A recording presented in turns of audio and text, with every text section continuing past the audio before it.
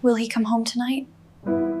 Have you ever collapsed in a hospital bed, only to realize the man you love is out partying with another woman? That was the night Amina knew. Love had left her home long ago. Her husband, Cairo, a successful businessman admired by many, ignored every emergency call, choosing champagne over his wife's cries for help. But what no one expected was Amina's quiet revenge. She didn't scream. She didn't beg. She gathered every receipt, every email, every lie, and turned it into a black book that would destroy Cairo's entire empire.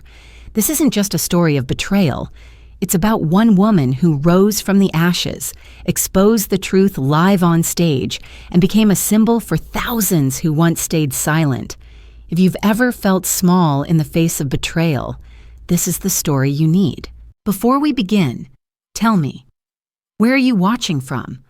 I want to say hello to you properly. The bulb didn't just die. It flickered first, twitching against the ceiling like a trapped moth, then gave in with a faint pop, surrendering the kitchen to its shadowed bones. The only light now came from the street lamp outside, slicing through the slats of the window blinds in narrow, trembling lines. Amina Della sat still, back straight, hands resting on the linen-covered table, like a hostess waiting for guests who'd long forgotten their invitation. The air was thick with the smell of bean soup, now cold. She had reheated it twice. A third would be admitting something. The digital clock above the oven blinked 11:07 p.m. Its red numbers glowed like warning lights. 3 nights in a row. 3 versions of the same message. Emergency trip, don't wait up. She hadn't replied, not because she couldn't, but because she knew that nothing she said would bring him home. The silence wasn't empty. It pressed in on her temples. It lingered above the barely steaming rice. It curled beneath the dining chairs. The refrigerator hummed with mechanical indifference. Even the dog next door had stopped barking. The world was folding in. From upstairs came the soft creak of a step, then another. Amina didn't turn. She knew the rhythm. She knew the shape of her daughter's footsteps now more than her husband's. Nia stood barefoot at the edge of the kitchen, hugging her oversized hoodie to her chest. Her curls fell over one eye. She didn't blink. "Mom," her voice cracked, dry from sleep. "Dad's still on that trip." Amina gave a small nod, not trusting her voice. Nia's eyes drifted to the table. 2 plates, 2 bowls, 2 spoons. Only one had been used. Her gaze stopped at the bean soup. She tilted her head, a question forming slowly. "Do you think he still likes your soup?" Amina flinched, but only a little, not enough for Nia to notice. Or maybe she did and pretended not to.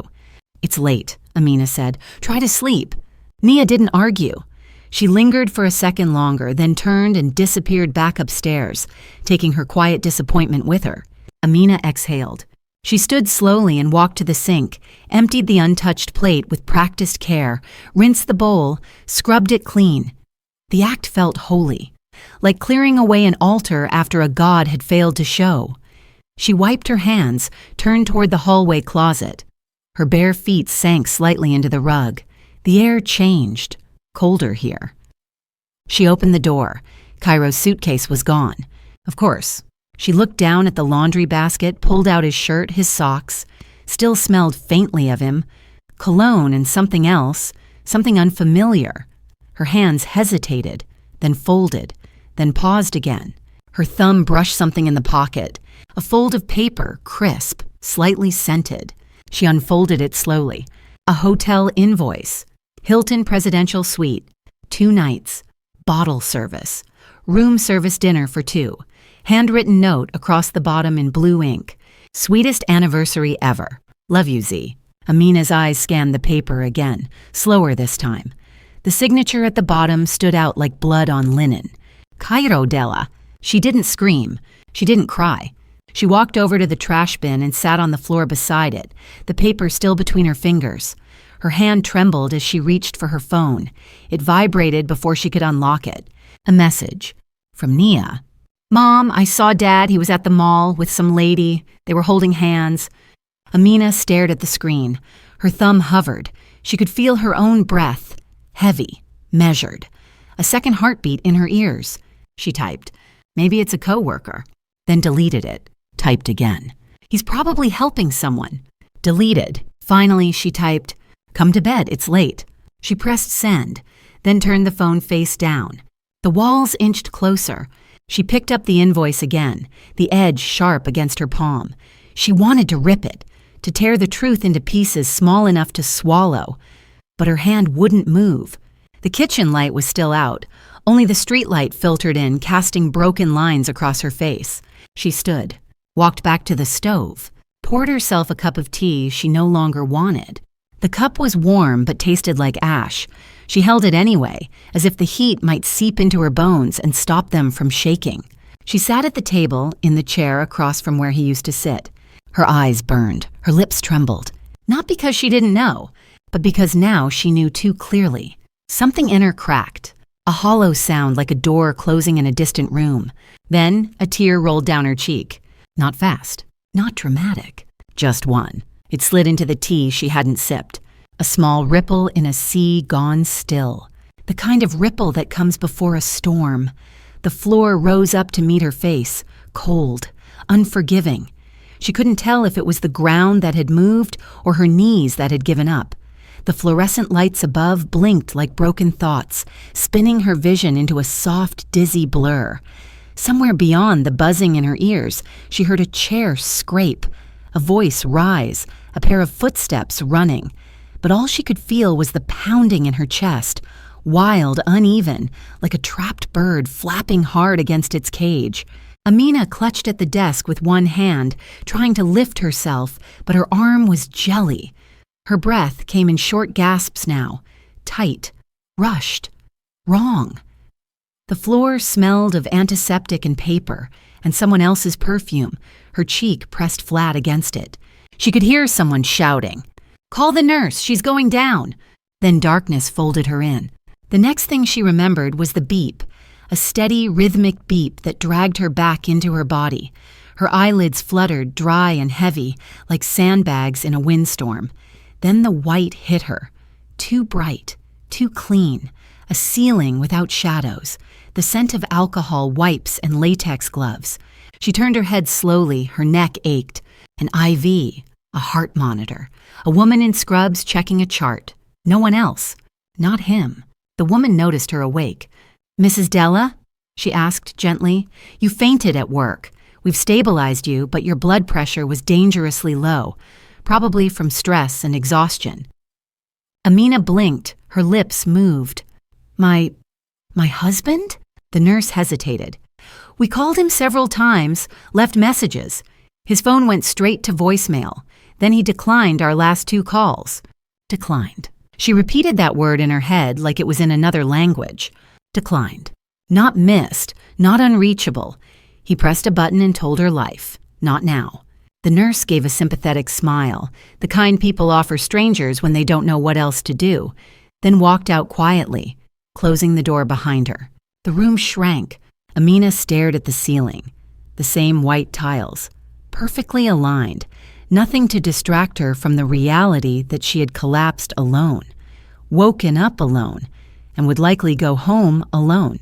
The beep of the monitor counted her breath like a metronome, cold rhythm, no melody. Meanwhile, on the other side of town, Cairo stood on a yacht deck lit with golden strings of fairy lights. He was surrounded by music, crystal glasses, and floating laughter. Zahara clung to his arm in a body-hugging silver dress that shimmered with every flash of a camera. Her smile was flawless. Her skin gleamed under the lights. She held up her phone for a selfie, tilted her chin, kissed his cheek, posted, "Thank you, love, for showing me that fairy tales do come true. Sankra, my person, Z, birthday bliss." Cairo raised his glass and laughed. He didn't check his phone. He didn't feel the absence. Not yet. Back at the hospital, Amina stared at her phone. The lock screen was still dark. No missed calls. No messages.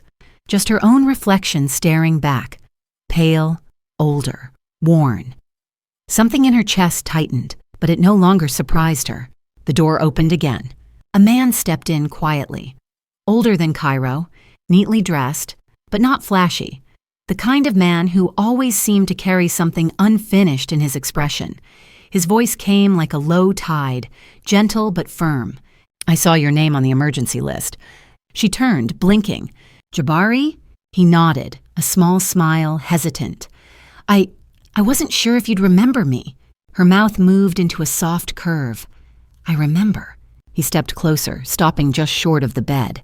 "I was nearby. I couldn't not come." Amina's throat ached, but she managed the words.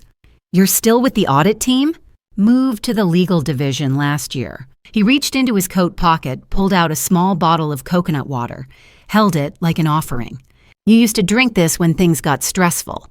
She looked at the bottle, then at him. "You remembered. Some things you don't forget." They sat in silence for a beat.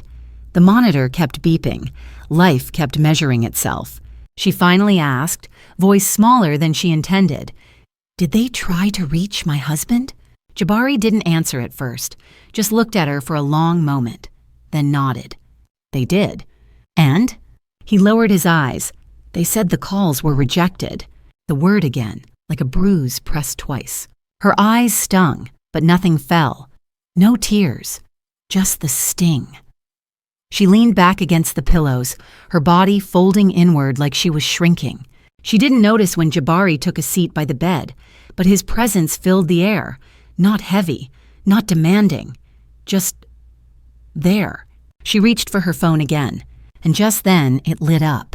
A text from Cairo. "Don't overreact, you're always dramatic. Take a few days off, you'll be fine." She read it twice. The words weren't sharp, they were worse. Dismissive. Her fingers tightened around the phone, knuckles whitening. Jabari shifted. "Amina," she held up a hand. Not to silence him, but to silence everything. Her thoughts, her feelings, the noise in her own chest. The walls of the hospital room seemed closer now. She closed her eyes, breathing in the sterile air. She tried to remember what joy had felt like, what love had sounded like. All she could hear now was her own pulse. When she opened her eyes again, something had shifted. Not big, but enough. She turned to Jabari. "I think I've been asleep for a long time." He didn't ask what she meant, he just nodded. The fluorescent lights buzzed overhead. Somewhere down the hallway, a gurney squeaked past. Amina stared at the phone one more time, then turned it off completely. She didn't want to see any more messages tonight. She didn't want to be declined again. The beeping of the monitor continued. Even machines knew when a body was trying to hold on. The sound of the phone hitting the tile floor was sharper than a scream. Nia stood in the middle of her school's bathroom, her shoulders trembling. Her face was blank, too blank, like her body had emptied itself of expression just to stay standing. The phone lay screen up near the drain, a tiny crack spreading across the glass, like a fracture in ice. The photo was still open. Cairo Della, her father, smiling, his lips pressed against the cheek of a younger woman, a woman in a tight ivory dress, a woman the world now called beautiful. The caption hovered beneath them in bold text. Power Couple of the Year, Finance Giant, Cairo Della, and model entrepreneur Zahara make it official. The article had already gone viral. Shares, reactions, comments full of praise, full of hearts, full of flames. Nia didn't move. Then someone opened the bathroom door behind her. Giggles, sneakers. The thud of a backpack dropped on the counter. "Did you see it?" a voice whispered. "He's totally leaving his wife. That new girl's a model." Another voice, louder. "And rich, like she owns a fashion label now. I stalked her Instagram. She's perfect." Nia bent down silently and picked up her phone. She didn't speak. She didn't cry. She walked out of the bathroom, out of the building, and didn't stop until she reached the edge of the soccer field. There, behind the bleachers, she crouched down and let the wind blow her hair across her face. She didn't want anyone to see her cheeks burn. She didn't want anyone to see her fall apart. She sat there for a long time, back pressed against the metal beam, watching the clouds shift above.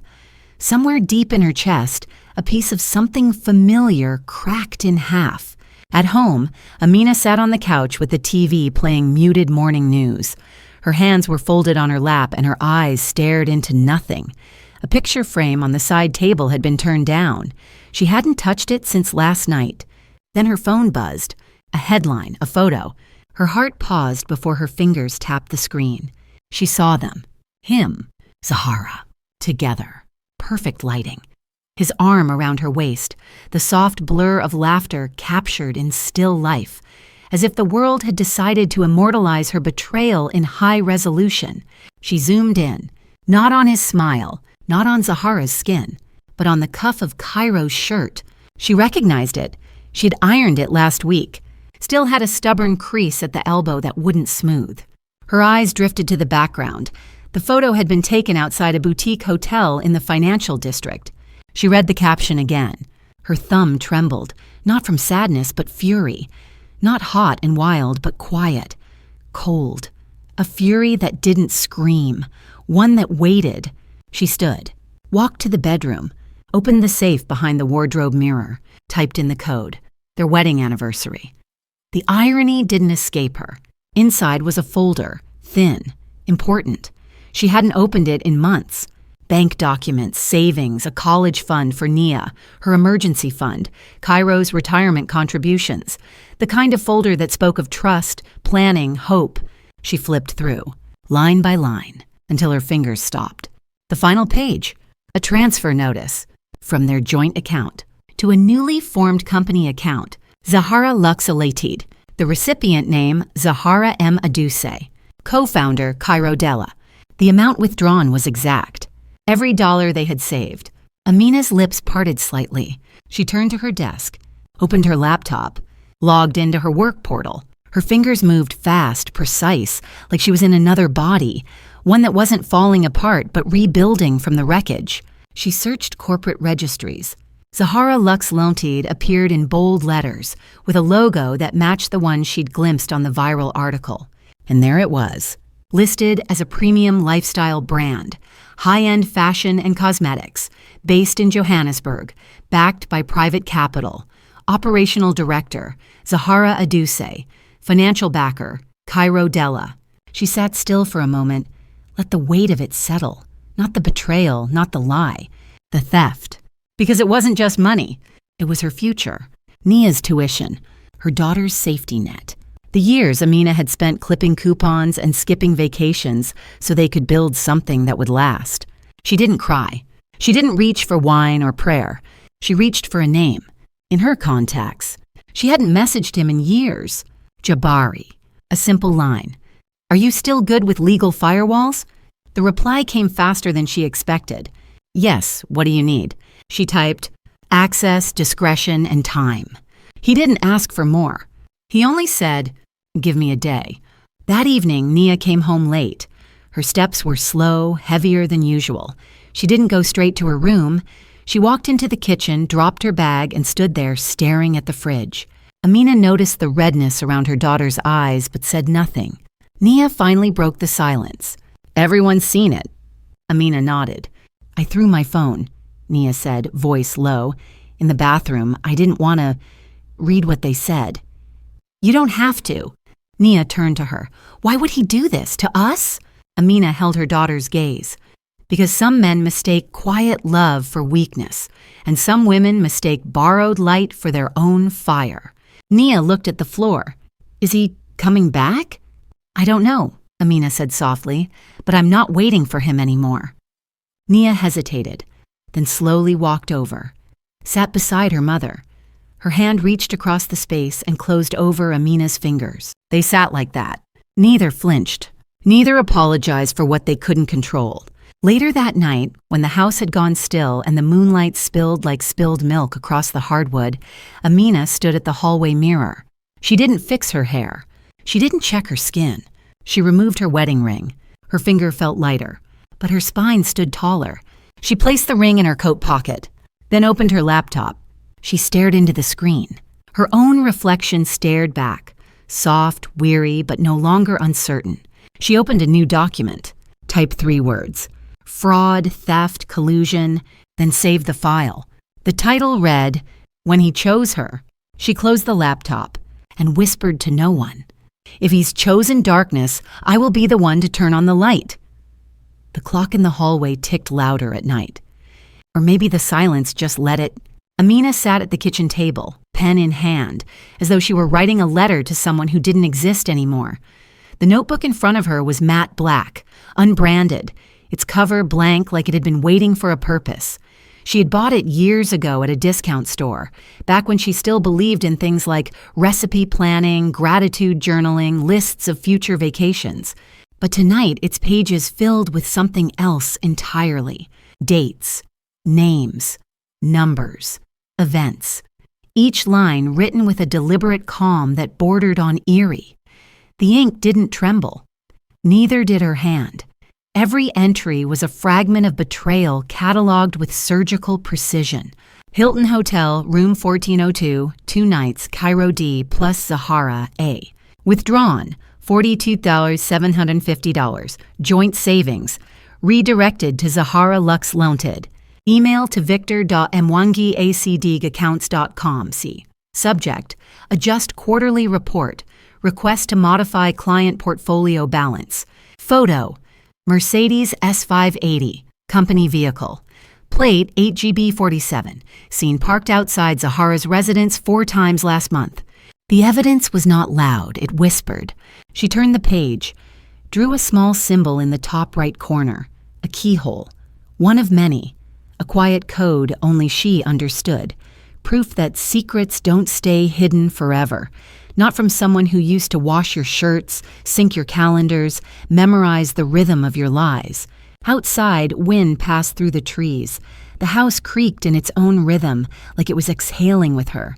From the living room came the soft buzz of a USB drive inserted into her laptop. The screen lit up. Jabari had sent the encrypted files, emails, invoices, account summaries. He hadn't asked how she'd use them. He hadn't needed to. Amina copied everything into a new folder titled simply, For Truth. The icon glowed for a second, then disappeared behind another layer of folders. She looked down at the small black USB. A strange thing, how something so small could hold enough truth to burn a world down. She placed it beside the notebook, one beside the other, digital and analog, fire and matchstick. Then she heard it. The front door opened, not softly, not quietly. She stood, heart suddenly still. Steps echoed through the entryway. Heavy, familiar. Then came the voice. "Cairo?" she said, her voice flat. He appeared in the doorway, disheveled but still in his expensive shoes, still wearing cologne as if it could erase the stench of distance. His tie was loose, his expression casual, the kind of face a man wears when he's convinced the world still turns the way he tells it to. "What are you doing awake?" he asked, shrugging off his coat. "It's late. You weren't supposed to be home tonight." He smiled. Plans changed. His eyes flicked to the notebook, then the USB. He didn't comment. She picked up the pen and closed the cover. He walked into the kitchen like he still owned its silence. "I need some clothes for tomorrow," he said, moving toward the closet. "Big presentation in the morning." Amina didn't move. He passed her, and the air behind him carried Zahara's perfume. He opened the hallway closet, started rummaging through a shelf, then stopped. "What's this?" he asked. She didn't answer. He pulled out a printed invoice, one she had left tucked between his folded shirt, deliberately. He stared at it. The hotel receipt, same one she found that night, the one with Zahara's name handwritten across the top. He turned slowly. "What's this supposed to mean?" "I think it's self-explanatory." He scoffed. "You're being dramatic again. You know how business trips are. Do they end in rose petals on the floor?" He tensed. A minute passed. Then 2. "You've been spying on me?" "I've been surviving you." His jaw clenched. "This is toxic, Amina. You're being paranoid, vindictive. Are you calling me crazy now?" He looked away. She stepped forward, eyes locked on him.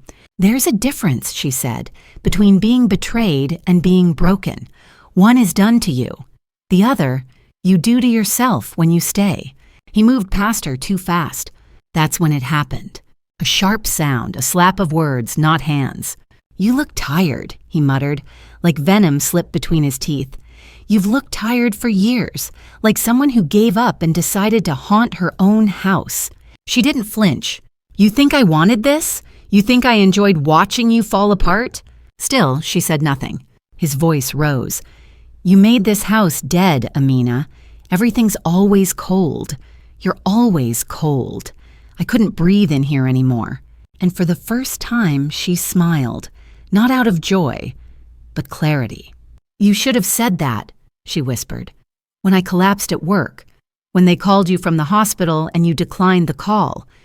He froze. She turned to the desk, pressed a button. The speakers crackled, then played a sound. His voice from that night, cold, sharp. "God, you're exhausting, Amina. You expect me to carry your emotions, your weight, your mood swings. I'm tired. I'm ashamed to come home to this." It was a recording. Nia had captured it from her room, hidden her phone between the door crack while the fight happened. Amina let the recording finish, then turned it off. Cairo's mouth opened, then closed. There was no argument left, not against his own voice. She picked up the black notebook. "I didn't record you to hurt you," she said. "I recorded you because I needed to remember I wasn't going insane." He reached for her wrist. She stepped back, and in that movement, something irreversible happened. She had finally chosen herself. Later that night, after the door slammed shut behind him, Amina sat back at the desk, reopened her laptop, pulled up her company email, typed a message.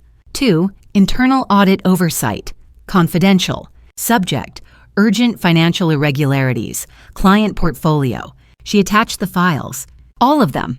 The emails, the fake reports, the car logs, the hotel receipts, everything that told the story of the man behind the smile.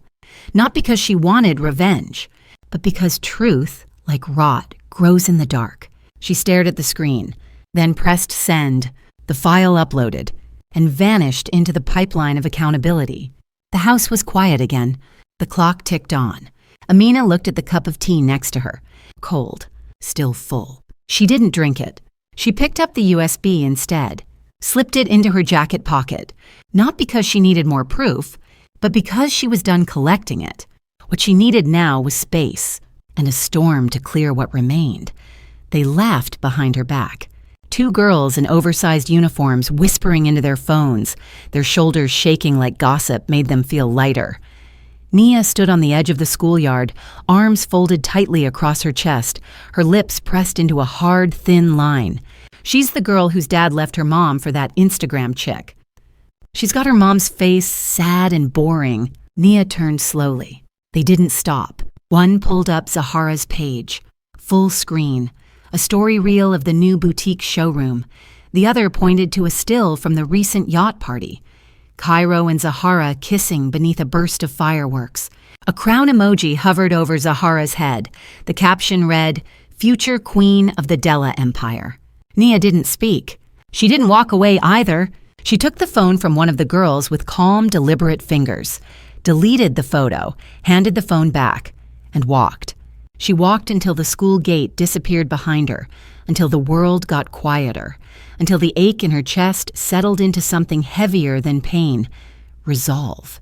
That night, she sat on the floor of her bedroom, laptop on her knees, hoodie pulled over her head like armor. She opened a browser tab, searched Zahara Aduse clinic visits, then clicked images. Nothing. She opened Zahara's public profile, then switched to anonymous mode, searched again, clicked through the tagged posts, then the comments. She kept going, scrolled past curated photos, over-filtered smiles, paid sponsorships, posing with brands, posing with animals, posing with Cairo. Then paused. A fan repost from 2 weeks ago. Zahara at a clinic in Rosebank, smiling, slight bump barely visible under her coat. The caption read, "Queen Z glowing, baby Della loading." Nia screenshotted. She kept scrolling, found another one. Same woman, different location. Same week, different man. Tall, lighter-skinned, wearing a gray designer coat, hand on Zahara's back. Nia zoomed in. His watch had an engraving. She couldn't read it, but she knew a Rolex Presidential when she saw one. She paused, then pulled up Zahara's Instagram again. Looked for the bracelet. Zahara wore it often, a thin gold chain with 2 initials, M and D, but not in either of those clinic photos. Gone. Like the truth Zahara didn't want seen. Nia's fingers flew. She searched Zahara's following list, then dug deeper. She found a story, deleted but archived by a fan account. It was low resolution, shaky. Zahara speaking into her phone, laughing with someone. Then the words, "Does it matter? Whoever it is, he's rich enough to claim it." Nia's breath caught. She paused the clip, played it again, slower. The voice was unmistakable and unbothered. She leaned back, the laptop screen glowing against her cheekbones. She whispered to herself, "She doesn't even know." She opened her inbox, drafted a message to her mom, didn't send it, then opened a search tab, typed NIP testing, Zahara Aduse, confirmation status. The lab portal asked for a verification code. She clicked forgot. A text preview flashed at the bottom of the screen. "Hi, Ms. Zahara, your prenatal DNA results are now available. Please confirm your identity." Nia copied the number on the screen, tried it. The results loaded. One page, one sentence. Subject does not share biological markers with claimed paternal source. Nia stared at it, then blinked, then whispered, "He's not the father." Downstairs, Amina stirred her tea but didn't drink it. The kitchen had grown quieter over the last week, like the house itself was holding its breath. The USB was gone, locked in a safe deposit box 2 blocks from her office. The black notebook was hidden under the floorboard beneath her bed, right between the heating pipe and the edge of the wardrobe. She didn't sleep deeply anymore. Her dreams were sharp now, real, no longer fogged by hope. That evening, Nia came down slowly, her laptop tucked under one arm. She placed it on the counter beside her mother. Amina raised her eyebrows. "I found something," Nia said. Her voice wasn't shaken. It was steady, intentional. Amina listened, watched her daughter pull up screenshots, video clips, the lab confirmation, the fan-recorded voice, the discrepancies in photos, the 2 clinics. 2 men, 1 truth. Nia said it simply. She lied about everything, even the baby.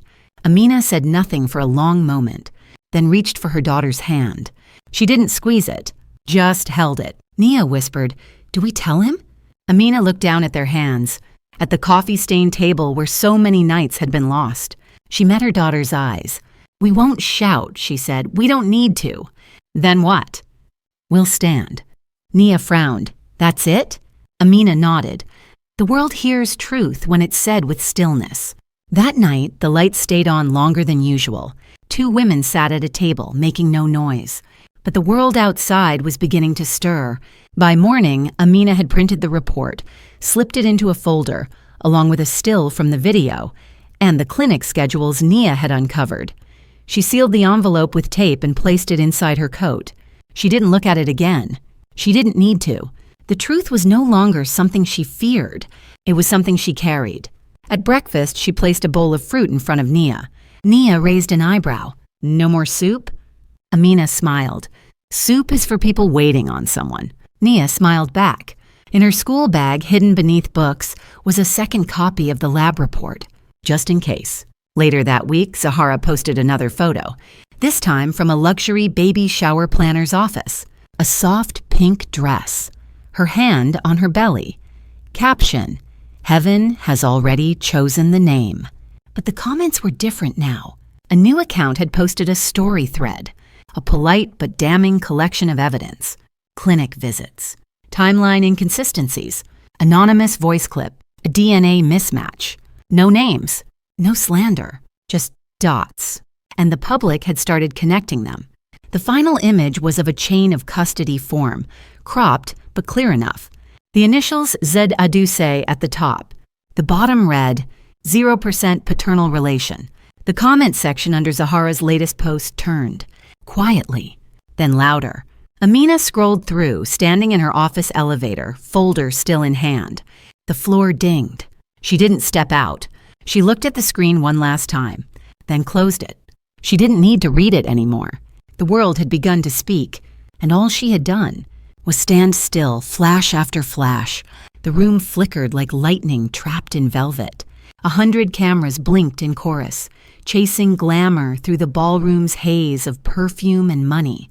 A chandelier the size of a small car hung like a crown above them all, casting cold light on perfect hair, tailored dresses, champagne flutes raised high. This was not a baby shower. It was a coronation.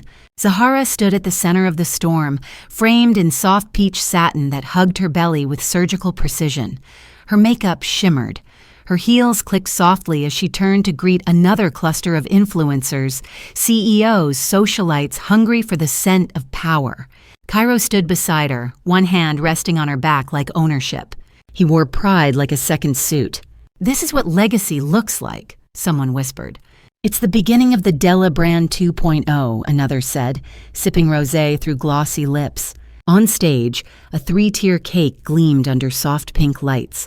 A sign above it read, "Welcome, baby Della, the heir to greatness." The cameras loved it.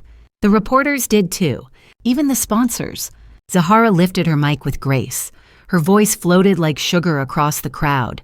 "We are so thankful," she said, her free hand stroking her belly, "to welcome this new chapter, not just for our family, but for everyone who believes in building beauty, business, and belonging." Applause. Chin clinks. Cairo nodded at the press table. The lights dimmed for a moment. And that's when the glass doors opened. Not loudly, not with spectacle, just decisively. People turned. She stepped in wearing black, not dramatic black, quiet black. Amina's dress fell like ink against marble, sleeves grazing her wrists, her neckline modest. But there was power in the silence of her entrance. She didn't smile. She didn't wave. She simply walked, and suddenly every light found her, even the camera crew instinctively swiveling toward the anomaly in a room full of rehearsed glamour. Zahara blinked. Cairo's jaw tightened. Amina didn't stop. She moved through the crowd like a line of ink through water, parting people without a word, each step steady, each second undeniable. She took the microphone from the hostess, gently, without asking. The band stopped mid-chord. The DJ's track faded like it had been slapped. Zahara took a breath. "Is this necessary?" she asked, voice light. Amina turned to her. "Absolutely." She faced the crowd. "Before this celebration continues, I feel there are truths that deserve room in the same air as the praise." Silence. Then the screen behind the stage flickered.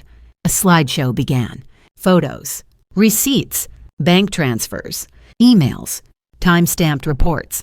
Each one clicking into place like a quiet verdict. Each frame a thread in a tapestry the audience didn't know they were wrapped in. The room forgot to breathe. And then one final file. A PDF. Prenatal DNA results. Chain of custody. Test date. Institutional logo. And in bold, probability of paternity 0.0%.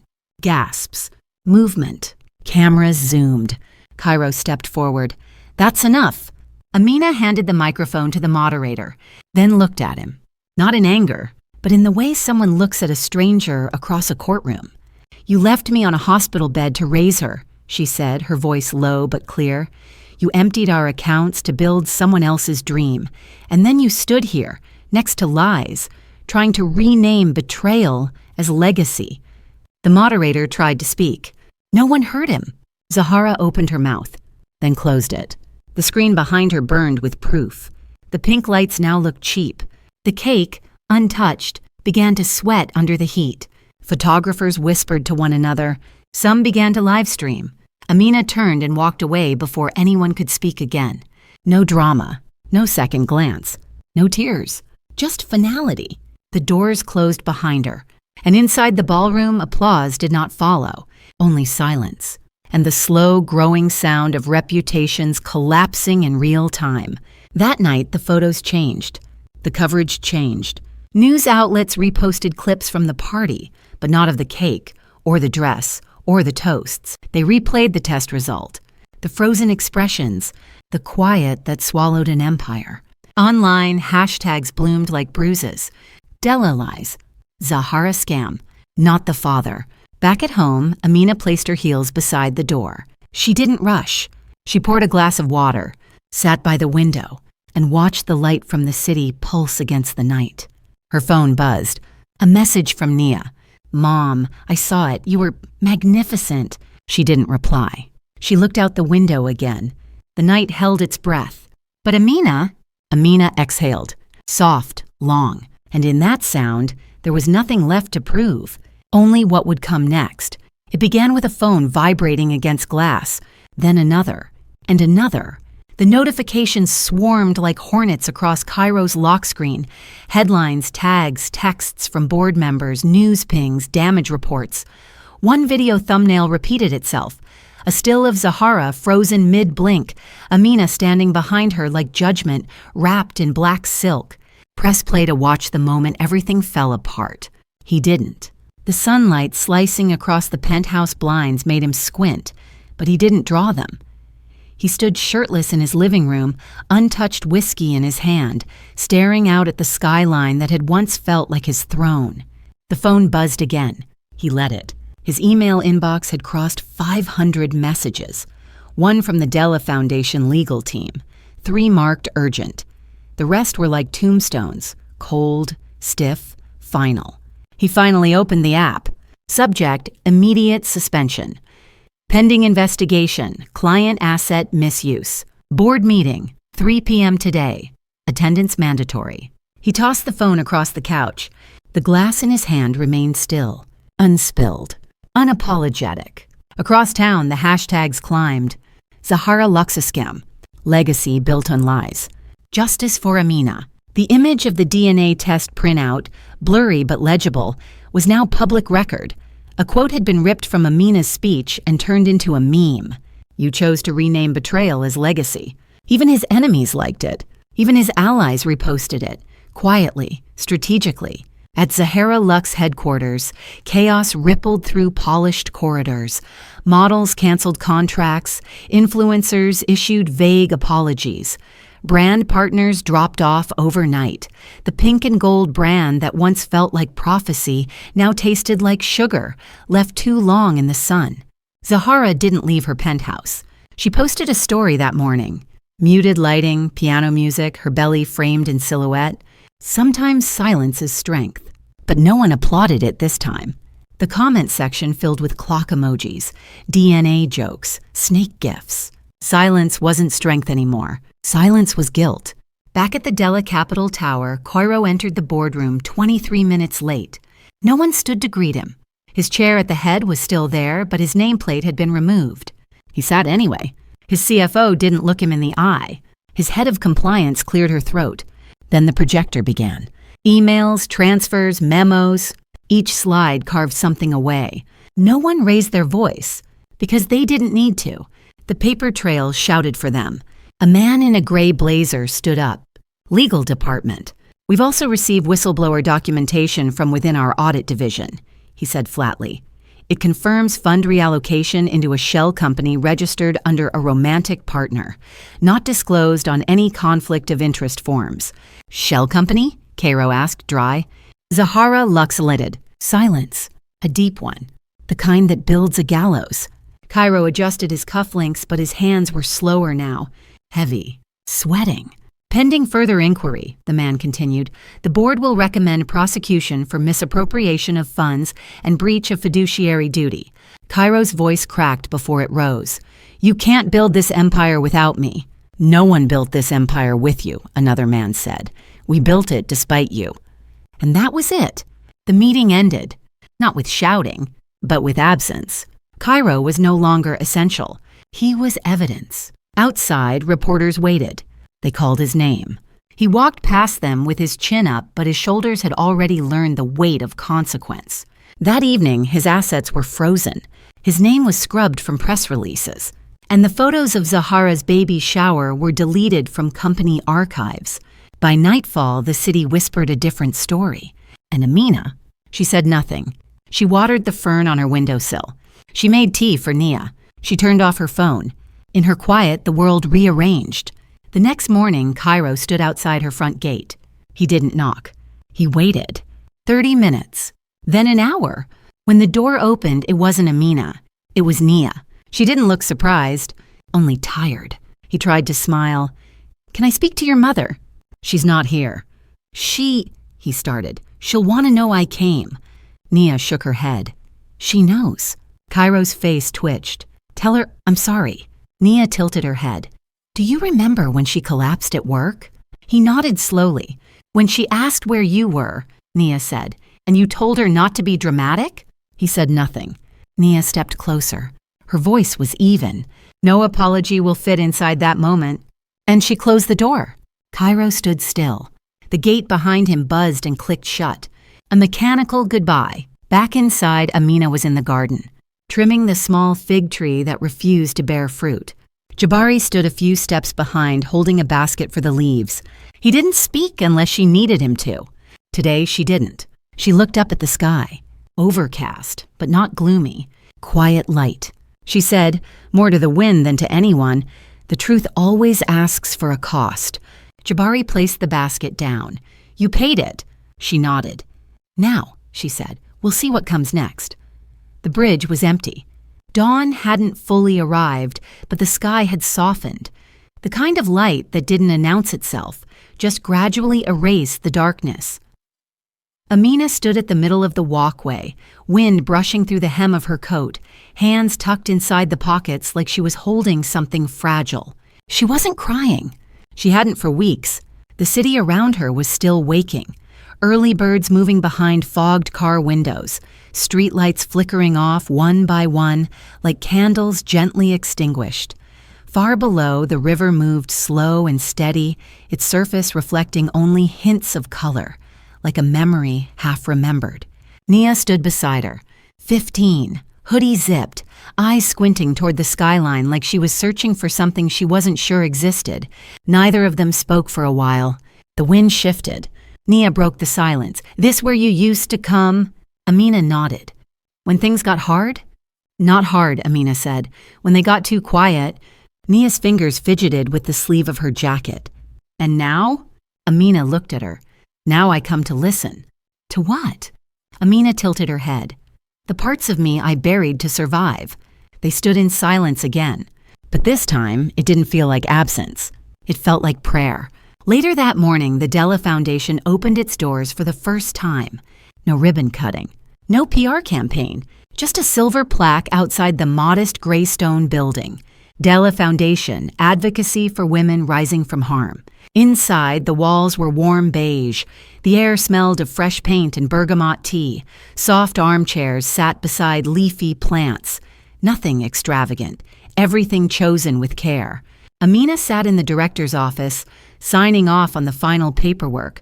Her desk was small, wooden, second-hand, but it held weight. Across from her sat Jabari. He didn't speak, just handed her the last document to initial. She signed, then closed the folder. He reached into his bag, pulled out a wrapped package. She raised an eyebrow. He placed it gently on the table. Didn't explain. She unwrapped it slowly. A black notebook. Not her original one. A new one. Inside the first page, in his handwriting. Not everything kept in silence has to stay in the dark. Amina ran her fingers over the page. Her throat tightened. She didn't look up. Thank you, she said quietly. He nodded. Nothing more needed. Across the city, a talk show prepped its stage. Velvet chairs. Backlighting. Cue cards placed just so. Amina's photo appeared on the LED screen behind the set, paired with her title. Founder, mother, woman who stood. She hadn't agreed to the interview right away, but the letters changed her mind. Dozens of them. Emails. Messages. Handwritten notes left outside the foundation. Women who had stayed. Women who had run. Women who hadn't yet decided. They wrote to her like she was a mirror they didn't know they needed. So she said yes. On camera, she wore navy blue. Hair pulled back. Minimal makeup. Her hands stayed in her lap, her voice measured but never rehearsed.